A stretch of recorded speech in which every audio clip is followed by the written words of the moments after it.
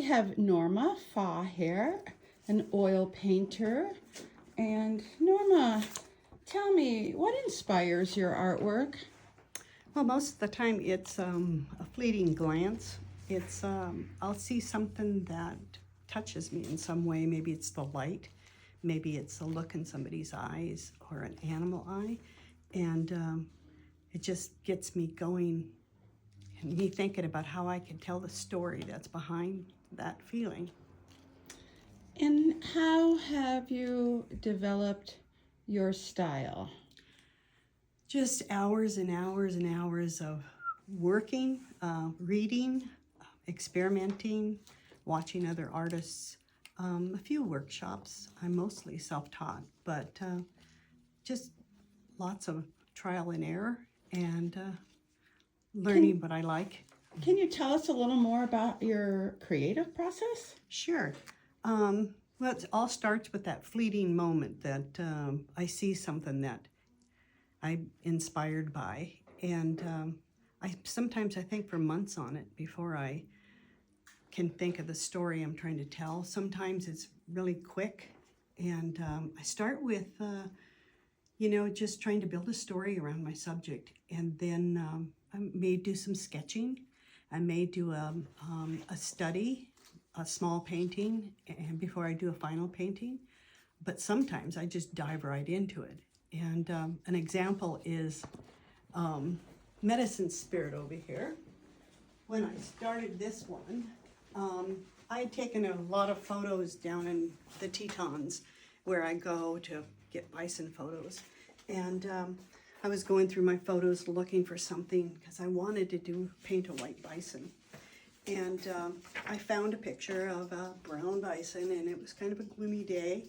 And so I found one that I thought I liked, and so I got my canvas out, and I just, with my pen, or with my brush and some sepia, I kind of just sketched him in there on my canvas, but I didn't like it. And so it sat on my wall for about 4 months. I came back and I looked at it, and I thought, that's not a good, just not a good portrayal of what I'm trying to say. So I sketched him over, and then he sat there for a while again. And one day I walked in my studio, and this painting just said, "It's time to paint me. It's time for you to tell my story." And I just dove into it. I didn't do any preliminary sketches. I didn't really do a lot except for just go for it. And so I say, and I've said this many times, this painting painted itself. I was just the vessel to tell the story. And so that's one example of what I do. Sometimes I'm a lot more meticulous about it. I'll do sketches, I'll plan it better. But I find that when I do a painting like this, I'm so much happier with it. It speaks to me more.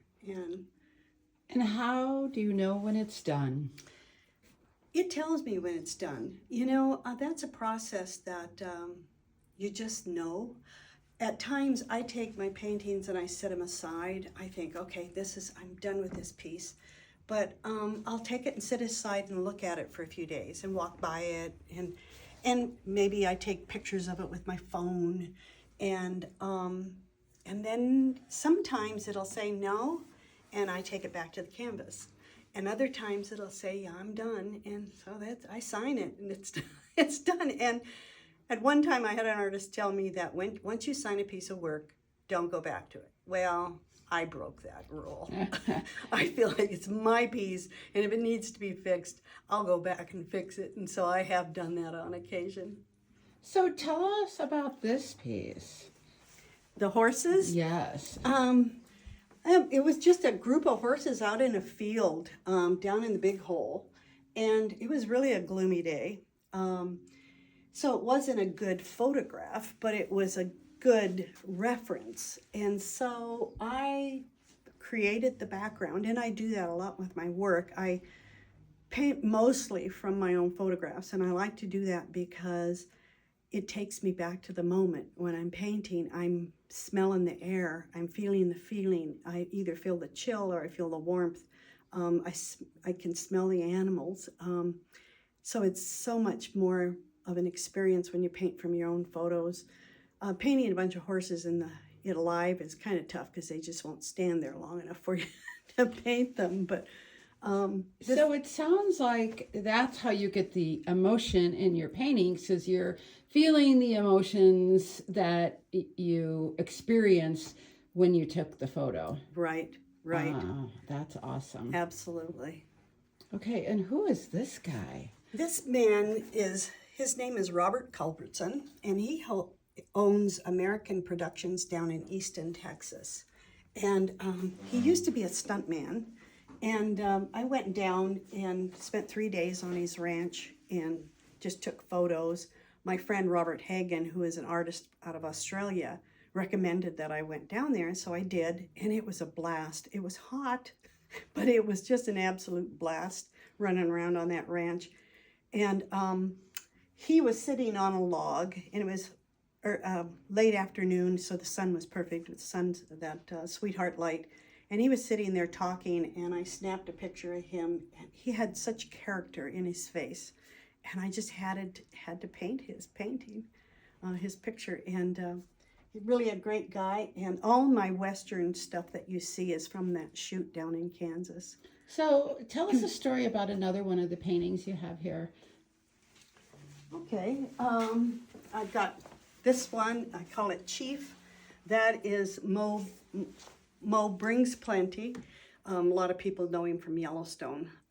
When I took the photos of Mo, I didn't know who he was. I was just on this ranch, and he was one of the models there.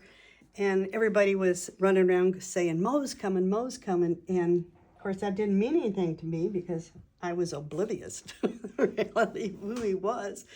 And so it wasn't until I came home back to Montana that I found out who he was. And a very nice gentleman, really nice guy. So I just really enjoy painting him. I painted a couple pictures of him, and I have a few more from my shoot that I want to do. But it was a real fun painting to do. So your show here at Explore the Arts, you have horses and what are your other animals? Bison. I have one cougar because I've sold all the other ones, and some Western art.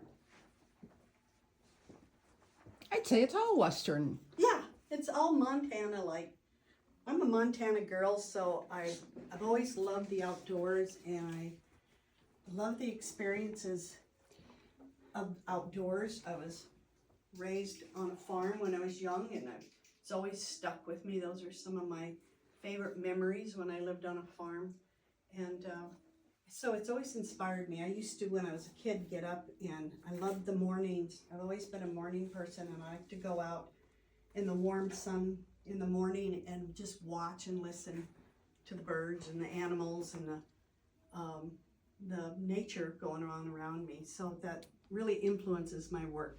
So we have this very colorful one, and then on each side of it there are the white backgrounds. Mm-hmm. So that's interesting.